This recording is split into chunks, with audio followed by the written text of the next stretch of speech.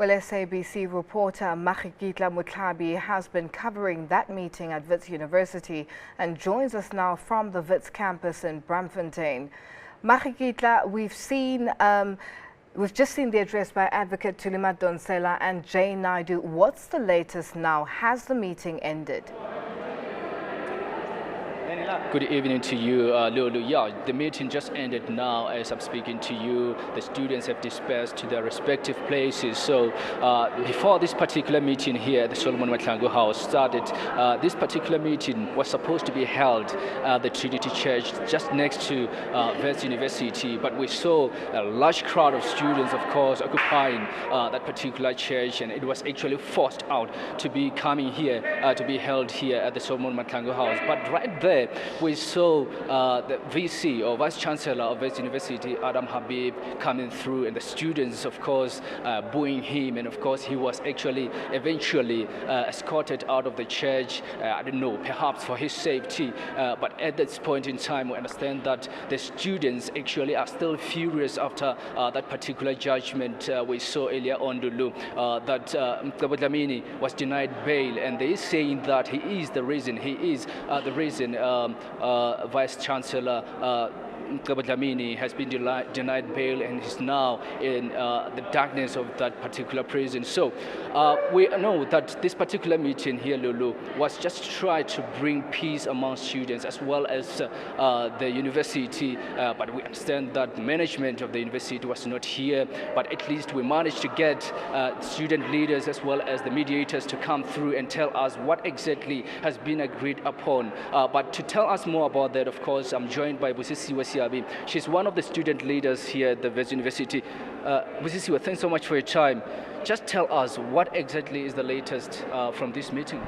At this point in time, what we're going to do is we've allowed our students to go back to their respective residences, those that are on campus, to get something warmer to wear, as we will be reconvening in defying the curfew that has been set up by the institution to prevent us from gathering even when we're not gathering at night. So essentially to disrupt the movement in the sense of making sure that students aren't allowed to move around campus, either from the libraries to their residences or from off campus to their residences. So we will be defying the curfew today, along with everyone that has come through to stand in solidarity with us. Vice Chancellor Professor Habib was actually booed when he got into that church. Just tell us more about that. Why was that? Isn't this the time that you're supposed to be bringing the management onto the negotiating table to actually see a way forward into this particular process? Essentially, I mean, we always welcome engagement, especially if it is engagement that will move the movement forward and the call for free decolonized education, and also to a large extent demilitarize our campuses. But one thing that we have noted is that Habib Adam is a sinner, and he came into that church not wanting to repent, but essentially there to dictate to students how we would then continue forward. We have been trying to engage with management. We had been trying to engage with him for the past 4 weeks now. We've been protesting for a month, and he's been a ghost, and he only chooses to appear after he had instigated what has resulted in our VC, the one that we recognize, Mcebo Dlamini, being in prison at the moment. So as students, we said to him, if he wants to come and speak to students, the first person he must go and address is our Vice Chancellor, who is currently at Sun City Prison at the moment, and that is the only kind of communication we're willing to have with him, in essence, where he comes and he apologizes to students, where we can have proper negotiations, where we can have a proper discussion. But that is something that he hasn't been interested in for the past 4 weeks, and we're very skeptical about why he was at the church today. And essentially, we must understand that students were very upset about what happened with Mcebo Dlamini being sent to prison essentially until the 15th of November. So until we are able to make sure that the university will engage with us in good faith, we're not interested in seeing the VC in any capacity. But then what do you make of that judgment today at the Johannesburg Magistrates Court? Essentially, the judgment was a form of repression and oppression from the state.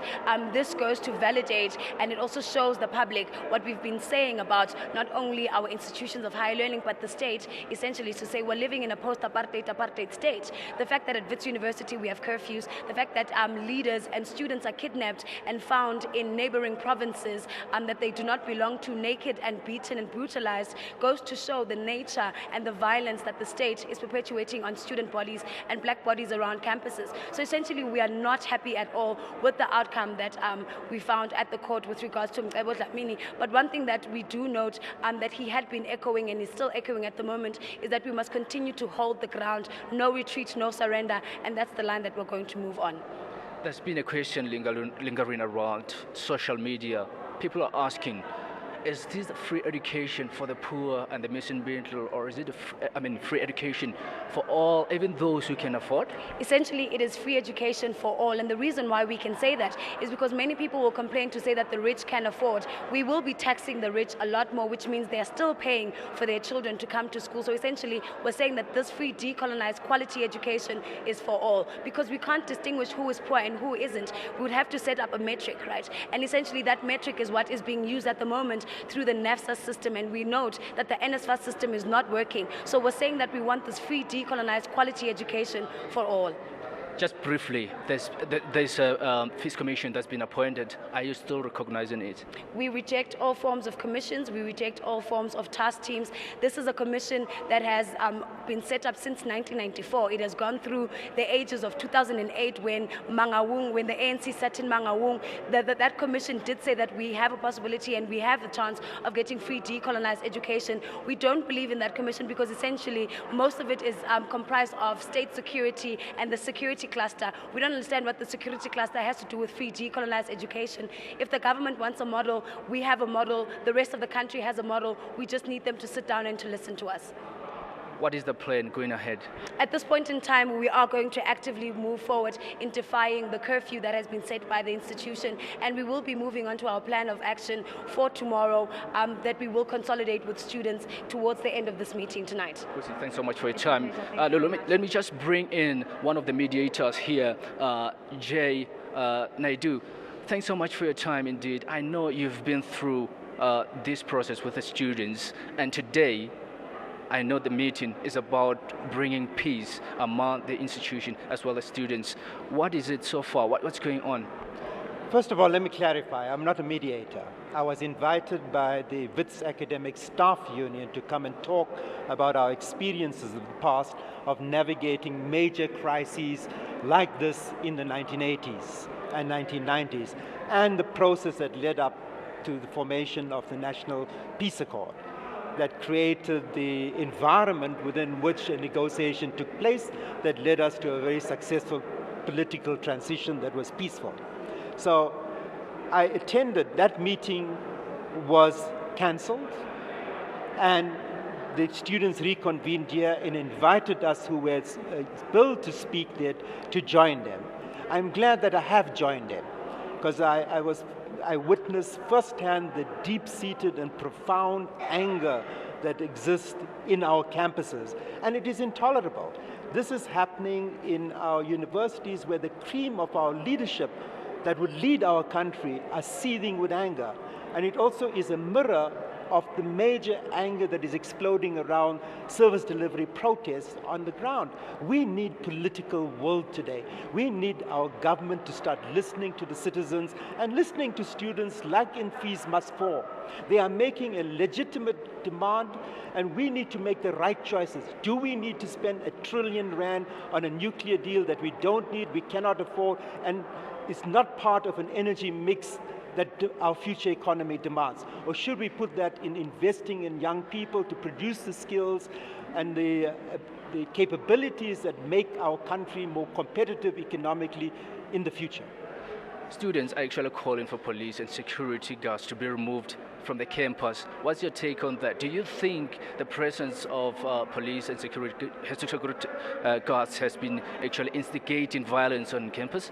Well, if you go back to the 1980s, one of our big demands in the townships was the removal of troops from our schools and townships. The introduction of security forces always makes the situation more volatile, even though in many instances they are there to protect the property of the state or people that want to attend university. So I think it's a double-edged sword, but it cannot be solved. The problems of the crisis in education cannot be solved by security means. It is a political problem.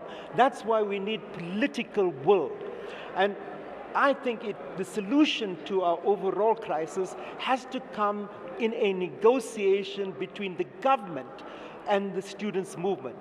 The universities are not in a position to meet the needs or the demands of students in terms of the financing. It is only the government can do that. And that's why I think that the most important thing to do today is for government to make a commitment and to agree that it has to sit down in a negotiation that envisages a future where we can have free quality education that is decolonized. And I think in that context, the peace agreement that we succeeded in building in the mid-90s would be important lessons for what needs to happen today to normalize the environment. So the students are calling for free education. It's very urgent. They're saying they want it now. Do you think it's possible? Well, you know, I was, most of my life I was a trade union organizer. Every worker, every trade union wanted a living wage in the first negotiation. It is a process. The outcome of that process is dependent on the negotiation, is dependent on what we would call the balance of forces, and is dependent on what the government decides is its priorities.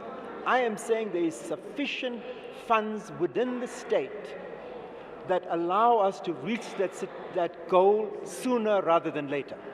So just finally, another call, the students are actually calling for management to meet with them and help them shut down the university until the government agrees to free education. Do you agree with that approach? Well, you know, I'm a trade union organizer by background.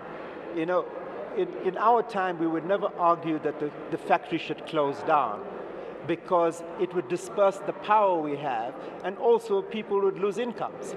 I think the issue of seeing the university as a site of struggle, where people are congregating, like we spent 5 hours listening to students' grievances and their views, and I think it was very educational for me. I learned a lot.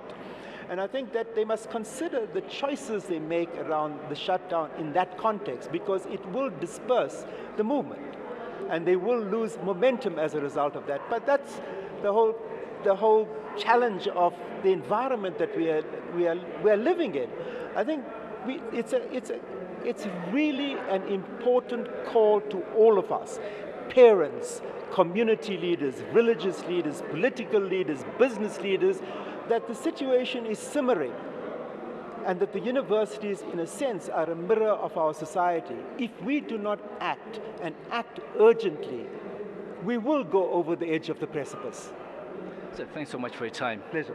That's Jay Naidu, the founding Secretary General of COSATU, of course, pouring out his views about the current situation at Wits University and around other institutions around in the country. And of course, Lulu, we understand that the student, as you had before, they are actually regrouping and trying to see a way forward into this struggle. But, well, we heard that the struggle still continues, but we will see as the day as the night falls what will actually bring tomorrow in the morning. But at this stage, well, the students are still saying that they want to speak to the management and help them shut down the university until the government agrees to free education.